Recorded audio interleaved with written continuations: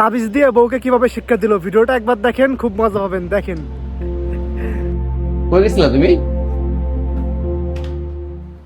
গেছিলাম হুজুরের কাছে তাবিজ আনতে। তাবিজ? তাবিজ কিসের জন্য?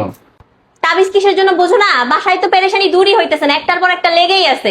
সেই জন্যই তাবিজ টানছি। ধরো, তুমি গলায় বাইন্দা রাখো তো, এটা গলায় বাইন্দা রাখলে সব পেরেশানি দূর হয়ে যাবে ইনশাআল্লাহ। আমার এক কাপ চা বানায় দাও না মা। আপনি তো সারাদিন কিছু করেন না, আপনি তো নিজে একটু বানায় নিতে পারেন না? তা না বাদ দিয়ে সারাদিন একটার পর একটা একটার পর একটা এটা দাও এটা দাও এটা দাও এটা দাও চাইতেই থাকেন।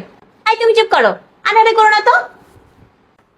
এই, আমি না আমার স্বর্ণের আংটিটা ড্রেসিং টেবিলের উপর খুলে রাখছিলাম, এখন না খুঁজে পাইতেছি না। তুমি কি দেখছো? না তো, আমি তো দেখি নাই। তুমি হারাই ফেলছো? হারাইবো আবার কেমনে, বুঝলাম না তো। তুমি কি দেখছো? এই যে কতদিন ধরে তাবিজটা আইনা দিছি তোমারে, হ্যাঁ 1 মাসের উপরে হইলো, এখনো পর্যন্ত কোনো পেরেশানি তো দূর হইলো না, উল্টা একটার পর একটা লেগেই আছে। তাবিজ কি কাজ করতেছে না? শোনো, আমি তোমার জন্য একটা তাবিজ আনছি, কিন্তু এই তাবিজটা কিন্তু স্বয়ংসম্পূর্ণ না। এটাকে সম্পূর্ণ তোমাকেই করতে হবে।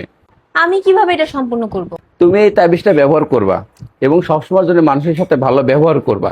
যখনই ভালো ব্যবহার করবা তখন এই তাবিজে একটা ফু দিবা। বৌমা, আমার এক কাপ চা বানায় দাও না মা। হ্যাঁ মা, দিচ্ছি। আমি আপনাকে সুন্দর করে 1 কাপ চা বানিয়ে দিচ্ছি। তোমাকেও কি 1 কাপ দিব? দাও। এই, তুমি কি দেখছো যে তোমার এই তাবিজটা দেওয়ার পর থেকে ঘরের মধ্যে সমস্ত পেরেশানি তো দূর হয়ে গেছে, আর এখন শুধু শান্তি আর শান্তি, আল্লাহর রহমত আইছে। হ্যাঁ মাশাআল্লাহ। তাবিজটা খুলো তো। এটা কি? এটা তো সাদা কাগজ। ওটা কোনো তাবিজ না, ওটা একটা সাদা কাগজই ছিল। শোনো, ঘরের বউ যদি সবসময় রুক্ষ মেজাজে কথা বলে, খিটখিট করে ব্যবহার করে, সেই সংসারে কখনোই আল্লাহর রহমত বর্ষিত হইতে পারে না এবং সবসময়ের জন্য অশান্তি থাকে।